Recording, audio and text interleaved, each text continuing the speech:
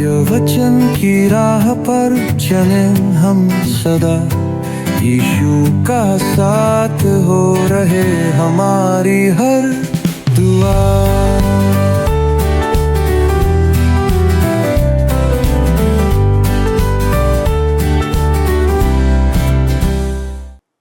प्रिय दर्शकों, मैं एक बार फिर से आप सभी का इस क्रमबद्ध बाइबल अध्ययन कार्यक्रम सत्य वचन में हार्दिक स्वागत करती हूँ।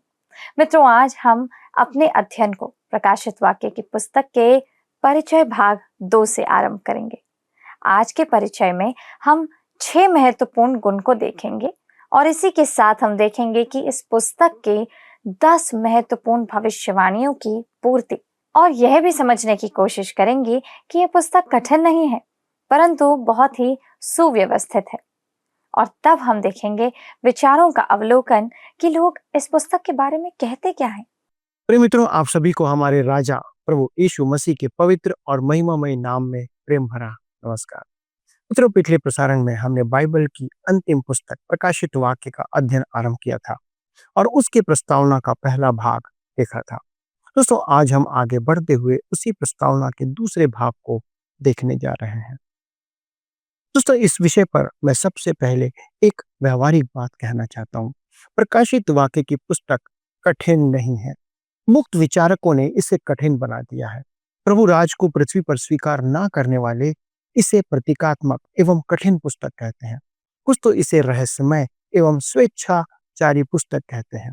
दोस्तों, सच तो यह है कि यह बाइबल की सबसे व्यवहारिक पुस्तक है। इसका अर्थ ना समझ में आए, इस पुस्तक में ऐसा कुछ नहीं है। मेरे कहने का यही अर्थ है। दोस्तों, यह पुस्तक 2 भागों में विभाजित है। यूहन्ना प्रभु यीशु मसीह द्वारा उसे दिए गए निर्देशों को लिखता है, जैसा कि प्रकाशित वाक्य पहला अध्याय उसके 19 पद में लिखा गया है। इसलिए जो बातें तूने देखी हैं और जो बातें हो रही हैं और जो बातें इसके बाद होने वाली हैं, उन सब को लिख ले, अर्थात प्राचीन काल, वर्तमान काल और भविष्य की बातें। दोस्तों, इसके बाद 7 के उप विभाजन हैं जो यथोचित क्रम में दिए गए हैं। धर्मशास्त्र की अन्य कोई भी पुस्तक इस प्रकार विभाजित नहीं की गई है। वे लोग जो इसे प्रतीकात्मक मानकर समझ से परे कहते हैं, मैं उन लोगों से कहना चाहता हूं कि प्रकाशित वाक्य की पुस्तक को शाब्दिक तौर पर ज्यों का त्यों समझने का प्रयास करें। इस प्रकार जब किसी प्रतीक का उपयोग किया जाएगा तब उसे वहीं पे समझाया जाएगा। जब कोई प्रतीक उपयोग किया जाता है तो उसे उसी रूप में व्यक्त किया जाएगा। दोस्तों, इस पुस्तक की यही विशेषता है।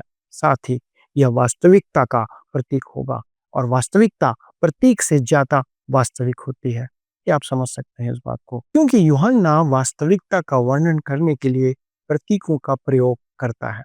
दोस्तों, इस पुस्तक के हमारे अध्ययन में यह एक अत्यंत महत्वपूर्ण सिद्धांत है जिसका पालन किए जाने की हमारे लिए आवश्यकता है। आइए दोस्तों, हम प्रकाशित वाक्य को वह कहने दें जो वह कहना चाहता है। इस कारण हमें इस पुस्तक में अपना हाथ डालकर यूहन्ना द्वारा वर्णित कुछ अद्भुत चित्रों को हटाकर उन्हें हमारे समय में घटित होते हुए मानने का हमें कोई अधिकार नहीं है। कहने का तात्पर्य यह है कि लोग इन बातों को अपने समय से जोड़कर कुछ भी उसका अर्थ निकाल लेते हैं। उनमें से कुछ प्रतीकात्मक होते हैं, वास्तविकता के प्रतीक हैं, लेकिन उस वास्तविकता के नहीं जो वर्तमान में घट रहा है। कलीसिया को यूहन्ना के युग की 7 कलीसियाओं द्वारा व्यक्त किया गया है। दोस्तों, ये 7 कलीसियाएं यूहन्ना के समय में वास्तविक कलीसियाएं थी। आप आज भी इन 7 कलीसियाओं के खंडहरों को वहां जाकर देख सकते हैं। खंडहरों का निरीक्षण करके उस समय के समाज को समझना एक अद्भुत अनुभव होता है। उस स्थान का भ्रमण करने पर आपको भी ये कलीसियाएं वास्तविक दिखाई देने लगेंगी और आप यूहन्ना को स्थानीय स्थिति में बात करते हुए अनुभव कर सकते हैं तथा संपूर्ण कलीसिया का इतिहास भी सुनते हुए अनुभव कर पाएंगे। दोस्तों, अध्याय 3 के बाद कलीसिया का कहीं भी उल्लेख इस पुस्तक में नहीं किया गया है। आप ध्यान रखें कि प्रकाशित वाक्य की पुस्तक में कलीसिया भी विषय वस्तु नहीं है, जैसा कि हमने पहले बात किया था। आप शायद मुझसे पूछ सकते हैं, आपके कहने का क्या अर्थ है कि कलीसिया का प्रयोजन समाप्त हो गया है? दोस्तों, इसका मतलब यह है कि कलीसिया पृथ्वी से उठकर स्वर्ग में चली गई है और वहां मसीह के दुल्हन के रूप में विद्यमान है। प्रकाशित वाक्य की पुस्तक के अंत में जब उसकी चर्चा की जाती है तो वह कलीसिया नहीं, मसीह की दुल्हन के रूप में प्रकट की गई है। दोस्तों, ये हमारे लिए बहुत ही महत्वपूर्ण बात है। अध्याय 4 से आगे सब कुछ आज के समय की तुलना में भविष्य से संबंधित है। दोस्तों, अतः यदि कोई व्यक्ति अकाल, युद्ध या ऐसी कोई बात का दर्शन उसके बारे में पढ़ता है तो वह हमारे आज के युग से संबंधित नहीं है। अतः हम यूहन्ना को अपनी बात कहने दें, और यूहन्ना को ही नहीं, हमें संपूर्ण बाइबल को वही कहने दें जो वो बाइबल कहना चाहती है। असंगत और निराधार व्याख्या का विवरण ही या विचार ही एकमात्र कारण है कि मैं इस पुस्तक के अध्ययन में बहुत भय के साथ आगे बढ़ना चाहता हूँ। दोस्तों, आज के समय में भविष्यवाणी के विषय का विकास एक रोचक बात है, एक रोचक सच्चाई है। कलीसिया की महान धार्मिक शिक्षाएं किसी न किसी ऐतिहासिक युग में विकसित हुई थी।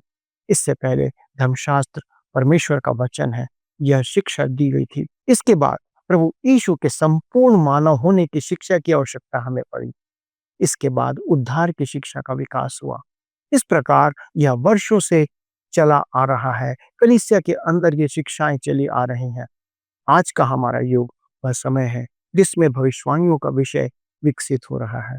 अतः हमें अत्यधिक सावधान रहने की आवश्यकता है कि हम क्या सुनते हैं, किससे सुनते हैं।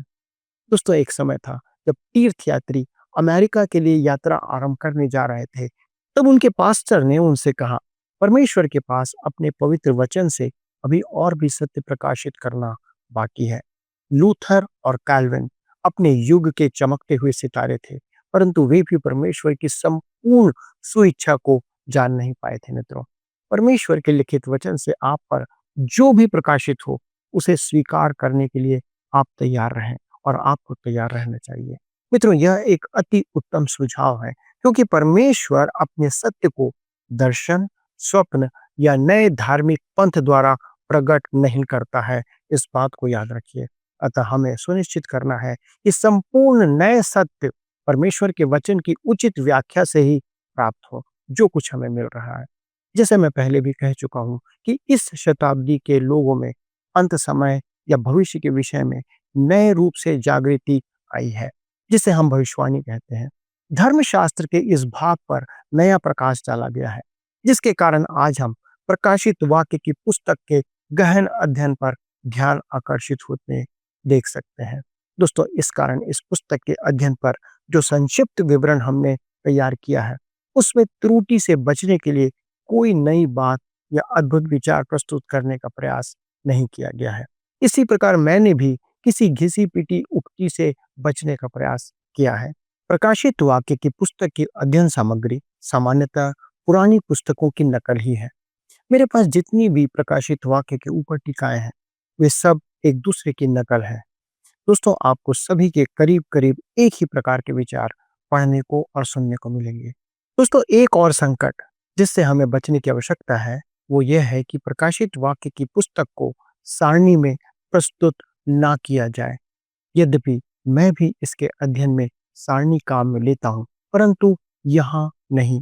इसका कारण है कि सारणी में यदि वे सब बातें व्यक्त की जाए जो आवश्यक है, तो वह सारणी समझने के लिए अत्यधिक जटिल हो जाएगी। दूसरी ओर, यदि सारणी को समझने योग्य संक्षेप में बनाया जाए तो उसमें बहुत सी जानकारियां छूट जाएंगी। दोस्तों, मेरे कुछ विश्वास योग्य साथी ने मुझे अनेक सारणियां भेजी, जिनमें से कुछ इतनी अधिक जटिल है कि उन सारणियों को समझने के लिए मुझे एक और सारणी या टाइम टेबल तैयार करने की आवश्यकता पड़ेगी। अतः मैं सारणी को नहीं, एक खाका प्रस्तुत करता हूँ, जिसके माध्यम से मैंने प्रकाशित वाक्य के संदेश को या उसके विभिन्न चरणों को सरल रूप से व्यक्त करने का चित्रण प्रस्तुत करने का प्रयास किया है। जैसे कि आप देख सकते हैं, इसका आरंभ मसीह के क्रूस और उसके स्वर्गरोहण से होता है, जो कि अध्याय 1 में हमें महिमामय मसीह यीशु को देखने के द्वारा से मिलेगा। अध्याय 2 और 3 में हमें कलीसिया का चित्रण दिया गया है, तथा अध्याय 4 और 5 में कलीसिया स्वर्ग में उठा ली जाती है। उसके बाद पृथ्वी पर महाक्लेश आरंभ होता है, जो कि अध्याय 6 से अध्याय 18 तक जारी रहता है। तब अध्याय 19 में हम मसीह यीशु को पृथ्वी पर दोबारा आते हुए अपना राज्य स्थापित करते देखते हैं। तत्पश्चात हम अध्याय 20 में मसीह यीशु के 1000 वर्ष के राज्य की ओर निहार सकते हैं।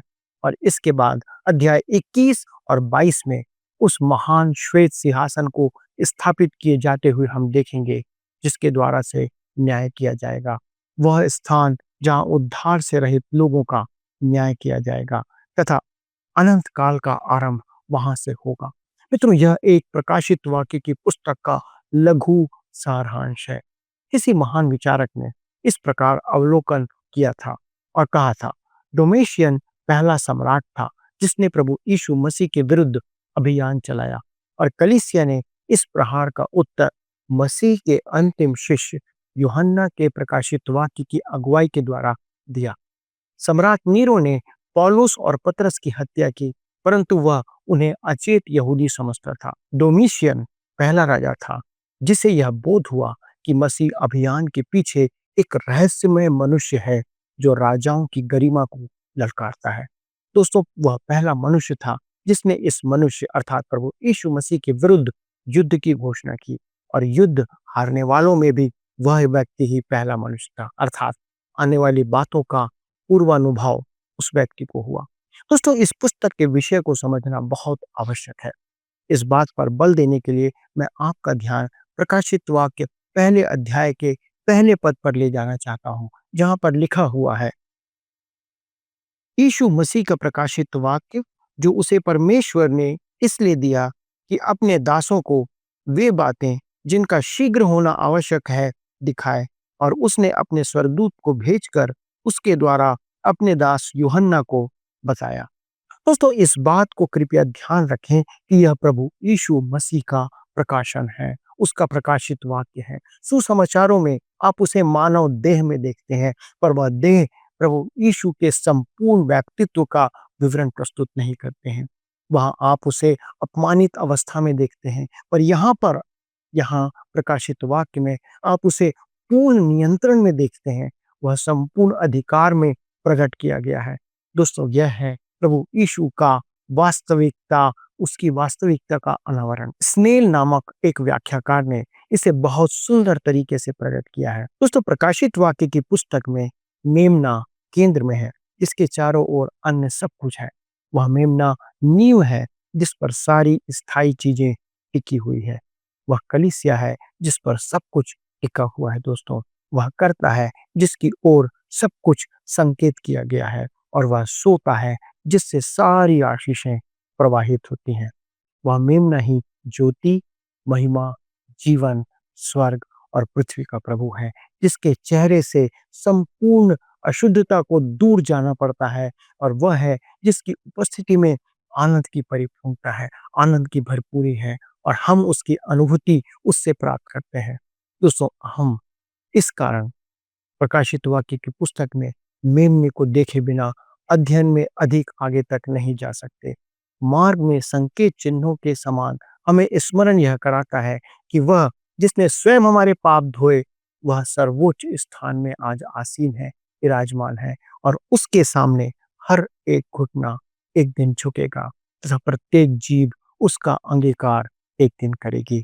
प्रियो, इस महान वक्तव्य पर मैं आपके साथ हालेलुया कहना चाहता हूँ, क्योंकि वही मेमना पृथ्वी पर राज्य करने वाला है। यह परमेश्वर की इच्छा है और यही परमेश्वर की योजना है। दोस्तों, जैसा मैं पहले कह चुका हूँ कि प्रकाशित वाक्य की पुस्तक कठिन पुस्तक नहीं है। इसका विभाजन बहुत सरल है। इसके अध्ययन में हमें विभाजन करने की आवश्यकता नहीं है। यूहन्ना प्रभु यीशु के निर्देशों के आधार पर हमारे लिए सब कुछ पहले से ही विभाजित करके तैयार करके रखा है। दोस्तों, अध्याय 1 के पद 18 में प्रभु यीशु मसीह महिमान्वित मसीह के रूप में हमें प्रकट किया गया है, जो कहता है, प्रकाशित वाक्य 1 उसके 18 पद में कहता है, मैं मर गया था और अब देख मैं युगान युग जीवित हूँ, और मृत्यु और अधोलोक की कुंजियां मेरे ही पास है। दोस्तों, यहाँ पर वो इस बात को प्रकट करता है। इस पद में वह स्वयं के बारे में 4 महान सच्चाई प्रकट करता है। मैं जीवित हूँ, मैं मर गया था, मैं युगान युग जीवित हूँ, और मृत्यु और अधोलोक की कुंजियां मेरे ही पास है। ये प्रभु यीशु मसीह कह रहा है। इसके बाद वह यूहन्ना से कहता है कि वह लिखे, और अध्याय 1 में वह उसे रूपरेखा देता है, जो कि पहला अध्याय के 19 पद में लिखा हुआ है। क्या कहता है? इसलिए जो बातें तूने देखी है और जो बातें हो रही है और जो बातें इसके बाद होने वाली है, उन सब को लिख ले। मित्रों, यह एक महान एवं अद्भुत विभाजन है जो वह स्वयं उसे दे रहा है। सच तो यह है कि वह अतुल्य है, हम उसकी तुलना किसी से नहीं कर सकते। सबसे पहले तो वह कहता है, मैं युगान युग जीवित हूँ। फिर वह यूहन्ना से कहता है, जो बातें तूने देखी हैं उन सब को लिख ले। दोस्तों, यह भूतकाल की बात है जो मनुष्य के पुत्र के संदर्भ में स्वर्ग में प्रकट की गई है, महिमामय प्रभु यीशु मसीह। और इसके बाद वो आगे कहता है, मैं मर गया था और अब देख मैं युगान युग जीवित हूँ, तथा उसका निर्देश उसके लिए यह है, इसलिए जो बातें तूने देखी है उन सब को लिख ले। दोस्तों, यह वर्तमान काल की बात है जो प्रभु यीशु मसीह की वर्तमान सेवा के संदर्भ में है, जिसे हम इस पुस्तक में देखेंगे। अपने अध्ययन में हम देखेंगे कि वह जीवित मसीह है, यीशु मसीह है, जो आज सेवा करने में अत्यंत व्यस्त है। क्या दोस्तों, आपको यह बोध है कि वह कलीसिया का सिर है? क्या आज आप उसकी कलीसिया की अव्यवस्था के कारण को जानते हैं? इसका कारण है कि कलीसिया एक देह है जिसका सिर कट चुका है, जिसका सिर काटा जा चुका है। आज कलीसिया का संबंध उसके सिर से नहीं है। यही कारण है कि कलीसियाओं में सारी समस्याएं देखने को मिलती हैं। अध्याय 2 और 3 में हम कलीसिया के निमित्त प्रभु यीशु मसीह की सेवा को देखेंगे। तीसरी बात, प्रभु यीशु मसीह ने कहा था, मृत्यु और अधोलोक की कुंजियां मेरे ही पास है। दोस्तों, तब हम 5वें अध्याय में पहुंचते हैं और वहां पर हम देखेंगे कि उस पुस्तक की मुहर को खोलने के योग्य कोई नहीं मिला। केवल प्रभु यीशु मसीह वही था जो उस पुस्तक के मुहर को खोलने के योग्य था। और इस प्रकार दोस्तों, अध्याय 4 से 22 तक हमें भविष्य की बातें देखने को और पढ़ने को मिलती है। यीशु मसीह यूहन्ना से कहता है, जो बातें इसके बाद होने वाली है उन सब को लिख ले। इसके बाद यह वाक्य बहुत महत्वपूर्ण है, क्योंकि यूनानी भाषा में इसे मेटाटोटा कहा गया है। इस प्रकार आप देख सकते हैं कि अध्याय 4 से अध्याय 22 में उन बातों का वर्णन है जो कलीसिया के पृथ्वी से उठाए जाने के बाद घटेंगी। दोस्तों, इस बात में हम सब हालेलुया कह सकते हैं, क्योंकि कलीसिया पृथ्वी से जब उठा ली जाएगी तब इस पृथ्वी के ऊपर महाक्लेश आरंभ होगा। दोस्तों, इस तीसरे खंड तक पहुंचकर उन घटनाओं को वर्तमान समय तक खींचने का प्रयास करना वर्तमान समय में झूठी शिक्षा देना है। यदि आप कहते हैं कि आप एक विश्वासी हैं और उस महाक्लेश में आप रुके रहेंगे, तो आप गलत शिक्षा दे रहे हैं। यह बेतुकी बात है और अनुचित व्याख्या को हवा देने के कारण से ऐसा होता है जो आजकल हो रहा है। आज आवश्यकता है कि हम यूहन्ना द्वारा दिए गए निर्देशों का पालन करें। वह हमें इस पुस्तक के भूत, वर्तमान और भविष्य की जानकारी देता है। वह ही हमें प्रकट करेगा कि कब हमें इसके बाद होने वाली बातों के बारे में विचार करना है। दोस्तों, आप उन बातों से तब तक नहीं चूकेंगे जब तक आप वचन को अनुवाद करने के सही नियम का पालन करते रहेंगे, जो इस पुस्तक में सही सही बैठते हैं।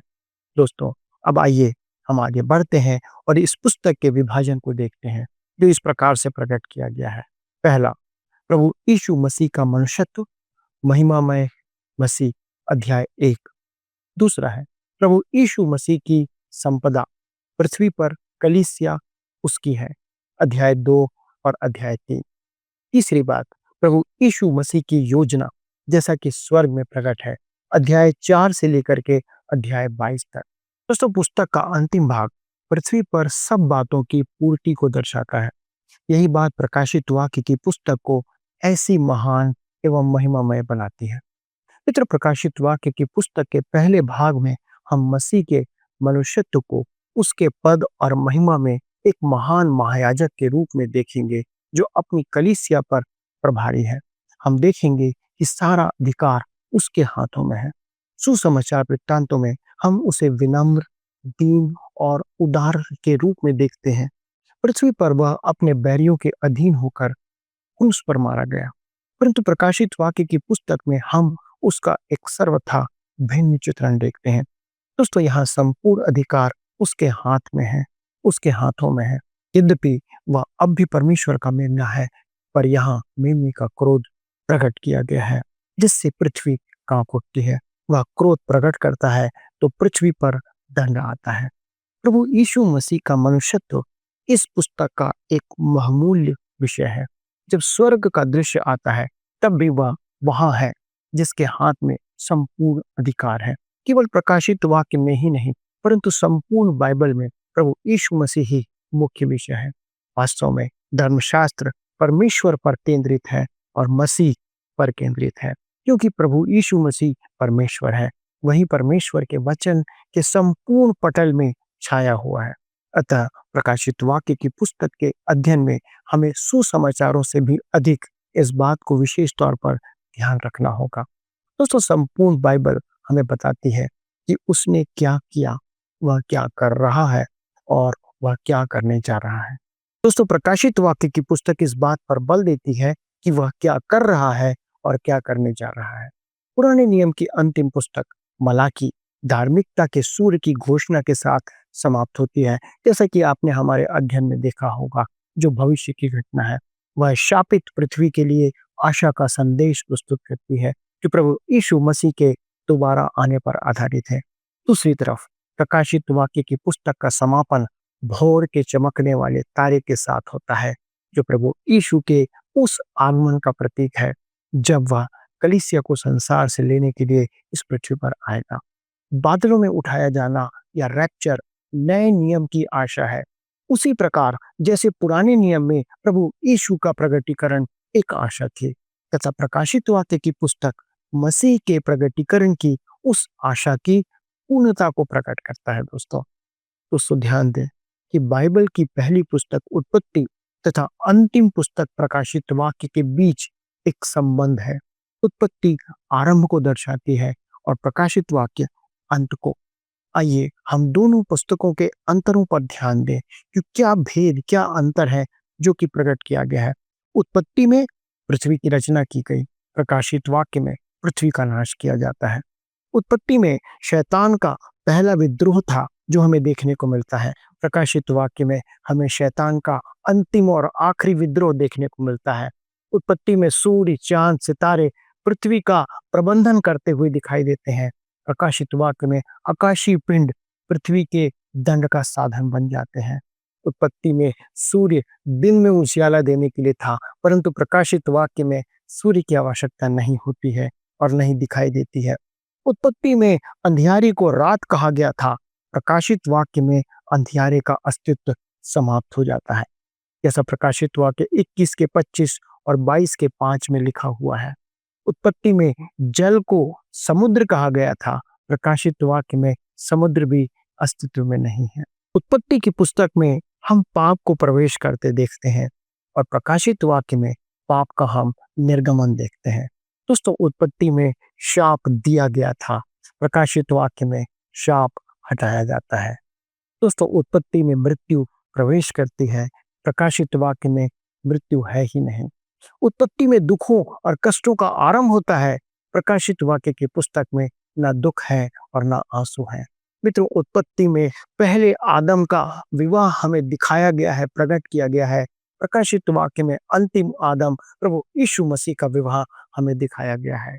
उत्पत्ति में दोस्तों हम मानव निर्मित नगर बेबीलोन को बनते हुए देखते हैं, प्रकाशित वाक्य में मानव निर्मित बेबीलोन का विनाश और यरूशलेम का प्रगटीकरण हम देखते हैं। उत्पत्ति में शैतान के नाश होने की भविष्यवाणी है और प्रकाशित वाक्य में शैतान का विनाश पूरा होते हुए हम देखते हैं। दोस्तों, यह रोचक बात है कि उत्पत्ति की पुस्तक बाइबल के आरंभ का न केवल एक वैश्विक दृष्टिकोण बल्कि एक सार्वभौमिक दृष्टिकोण भी प्रस्तुत करती है। जैसा उत्पत्ति 1:1 में लिखा हुआ है, आदि में परमेश्वर ने आकाश और पृथ्वी की रचना की। दोस्तों, इसके साथ ही बाइबल एक और वैश्विक ब्रह्मणीय पुस्तक के साथ समाप्त हो जाती है। प्रकाशित वाक्य प्रकट करता है कि परमेश्वर अपनी सृष्टि और अपनी रचना के साथ क्या करने जा रहा है। इसके समान कोई अन्य पुस्तक नहीं है। मित्रों, आइए हम इस पुस्तक को पूरी रीति से समझें, पढ़ें और जानें कि परमेश्वर हमसे इसके बारे में क्या कहना चाहता है। रूपरेखा। पहली बात आ, प्रभु यीशु मसीह का मनुष्यत्व, महिमामय मसीह अध्याय 1। बा, प्रभु यीशु मसीह की संपदा पृथ्वी पर कलीसिया उसकी है। अध्याय 2 और अध्याय 3, यहाँ पर हम 7 कलीसियाओं के ऊपर प्रभु यीशु मसीह का संदेश देखते हैं। प्रभु यीशु मसीह की योजना जैसा स्वर्ग में प्रकट है, अध्याय 4 से लेके अध्याय 22 तक। दोस्तों, इसके साथ ही हम इस रूपरेखा के द्वारा से इस बात को जानते हैं कि ये बाइबल के अंदर अंतिम पुस्तक प्रकाशित वाक्य क्या संदेश देती है। आइए दोस्तों, परमेश्वर को धन्यवाद देते हुए प्रार्थना के साथ इस अध्ययन को समाप्त करें। हमारे स्वर्गीय पिता, प्रभु यीशु क्रिस्ट के नाम से आपको धन्यवाद देते हैं, क्योंकि आप हमारे महान, जीवित और सामर्थी परमेश्वर हैं। प्रभु, इस अध्ययन के द्वारा, इस प्रस्तावना के द्वारा हमने जब जाना तो वो आप कितने महान हैं कि आपने उत्पत्ति से लेकर प्रकाशित वाक्य तक प्रभु उन सारी बातों को पूरा कर दिया, क्योंकि प्रभु आपने जिस काम को आरंभ किया है प्रभु आप उसे पूरा करते हैं। प्रभु, धन्यवाद देते हैं कि आपने हम मनुष्यों के लिए उस अनंत उद्धार को स्थापित किया और स्वयं प्रभु यीशु मसीह हमारे लिए उद्धार बन गया। पिता, हम धन्यवाद देते हैं आपकी सारी आशीषों के लिए। हमारे सारे दर्शकों को, जवान बच्चों को, बुजुर्गों को, बालकों को, अधेड़ उम्र के लोगों को, सभी को आपके हाथों में रखते हैं और ये विनती करते प्रभु कि इस पुस्तक का अध्ययन उनके जीवन के लिए आशीष की घटना होने पाए। धन्यवाद के साथ इस विनती को प्रभु यीशु क्रिस्त के नाम से मानते हैं, आमीन। दोस्तों, यदि इस अध्ययन के आधार पर आपके सामने कोई प्रश्न है, आपके हृदय में कोई प्रश्न है, तो कृपया हमसे संपर्क करने में ना चूकिएगा, क्योंकि हमारे परामर्शदाता आपके फोन का इंतजार कर रहे हैं। इसलिए कृपया फोन उठाएं और उनसे संपर्क करें। अगले प्रसारण तक परमेश्वर के अनुग्रह में बने रहें। प्रभु आपको आशीष दे। आइए अब हम प्रश्नों को देखें। पिछले प्रश्न का उत्तर है सी, परमेश्वर के जनों को शांति देने के लिए। प्रकाशित वाक्य की पुस्तक को लिखने का उद्देश्य था परमेश्वर के जनों को शांति देने के लिए। आज के अध्ययन पर आधारित प्रश्न है, प्रकाशित वाक्य की पुस्तक में पुराने नियम के कुल कितने संदर्भ या उदाहरण पाए जाते हैं? ए 500 से अधिक, बी 250 से अधिक, सी 400 से अधिक, डी 300 से अधिक। मित्रों, इस प्रश्न का उत्तर हमें कल सुबह 6 बजे से पहले विकल्प ए, बी, सी या डी के साथ अपना नाम, पता, स्थान के साथ 9651433397 पर SMS या WhatsApp करें। मित्रों, आज के अध्ययन में हमने देखा कि कैसे इस पुस्तक का विभाजन किया गया ताकि हम आसानी से इसे समझ सकें। यद्यपि हमें इस पुस्तक को विभाजित करने की आवश्यकता नहीं है, क्योंकि ये अपने आप में बहुत सरल और सुव्यवस्थित है। यूहन्ना प्रभु यीशु मसीह के निर्देशों के आधार पर सब कुछ को तैयार रखता है और एक अतुल्य विभाजन प्रस्तुत करता है और हमें यीशु के मानव होने और उसके पूर्ण नियंत्रण को दिखाता है। मुझे आशा है कि आप सब इस अध्ययन के द्वारा आशीषित हुए हैं। हम अगले अध्ययन में और भी महत्वपूर्ण बातों को सीखेंगे, गहन चर्चा करेंगे, इसलिए इस अध्ययन में अवश्य हमारे साथ बने रहिएगा। यदि आप इस अध्ययन को दोबारा देखना चाहते हैं, किसी के साथ साझा करना चाहते हैं, तो हमारे YouTube पर वर्ड रिसाउंड्स हिंदी में इसे पुनः देख सकते हैं। और अधिक जानकारी और प्रार्थना के लिए आप स्क्रीन पर दिए हुए नंबर 9651433397 पर संपर्क कर सकते हैं। हमारे परामर्शदाता आपकी सहायता अवश्य करेंगे। नंबर पुनः दोहरा देती हूँ, 9651433397। प्रभु आपके साथ रहे। क्या आपको यह कार्यक्रम पसंद आया? अभी हमें एक मिस कॉल करें और आप अगले विजेता हो सकते हैं।